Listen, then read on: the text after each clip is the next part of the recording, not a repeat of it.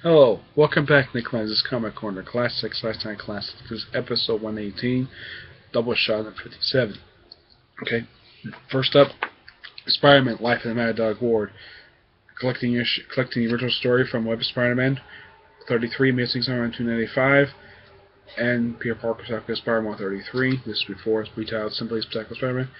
And also, the thing also collects the follow-up story, Return to the Mad Dog Ward, the Spider-Man 2931. This is actually not that bad. Despite the fact it's written by Ann Nocenti, I've forgotten the fact this was written by Ann Nocenti, but this is actually not that bad. Spider-Man just trying to figure out some stuff. He gets trapped in the Mad Dog Ward, and of course, it's revealed the Mad Dog Ward is run by the Kingpin. I am not kidding. It's run by the Kingpin. This is before he got exposed. It's before he was exposed to the Kingpin. Despite the fact Kingpin gets to get scot-free, but the doctor is involved with the original story, does get prosecuted. But this is still a good story, despite that little hiccup. But and the follow-up story is actually not that bad either, which was probably necessary for them to come out with. But the rating for this book is an 8 out of 10. It's actually pretty good. It's not bad. It's not perfect. Just a little bit of hiccup because it's Ann Nocenti, but 8 out of 10. Next up, Astonishing X-Men Unmasked, the final trade collecting Marjorie Liu's run from her series, from the run on Astonishing X-Men. Collect issues 57-59 and 62-68. This collects about 3 or 4 different stories. The first 3 issues, 57-58, 59, 57-58 is a 2-part story where Warbird, this character right here, she goes on the run from the government, thinks she's some kind of illegal alien, something like that. It's a really weird story, but you also gotta read the previous 2 trades to kind of think what the heck is going on. But that's actually not that bad of a story. The follow-up story is simply which also leads into extermination. And of course, it's the only time, basically, in a 616 book that Nightcrawler is in. The Age of Apocalypse one that's not Uncanny X-Force. But it just basically deals with this guy trying the ICE trying to deport him back to Canada because he doesn't have a passport. But it's still a pretty good story. And of course, the issue 62-65 is the after effects of extermination, where Iceman is basically affected, where he tries to nearly freeze Manhattan.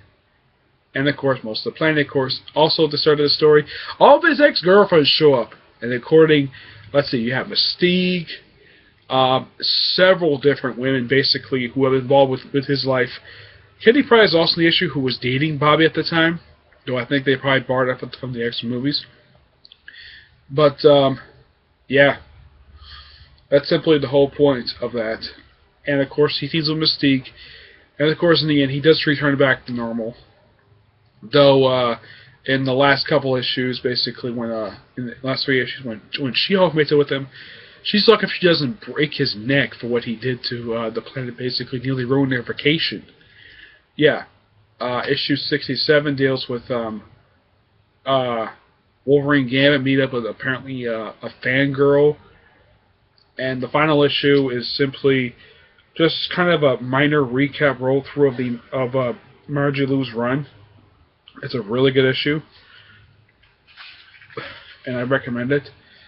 But it's sad to see this series go when they got canceled. A lot of people were not happy when this series got canceled. Now, despite the fact it has 68 issues altogether, and see a little mark right there? 2004 to 2013. The series published for 10 years and only published 68 issues. There is a reason for that. Because the series, after Josh Whedon left, the series was plagued with delays from the frequent follow-up writers to him.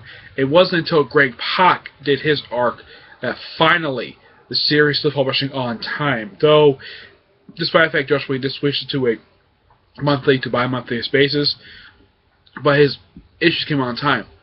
But once the follow-up writers came out, the series was plagued with delays. Now, if I were Marvel, I would definitely bring back this series and have only 2 writers write it, I bring Marjorie Bennett basically to kind of do some more stuff with her.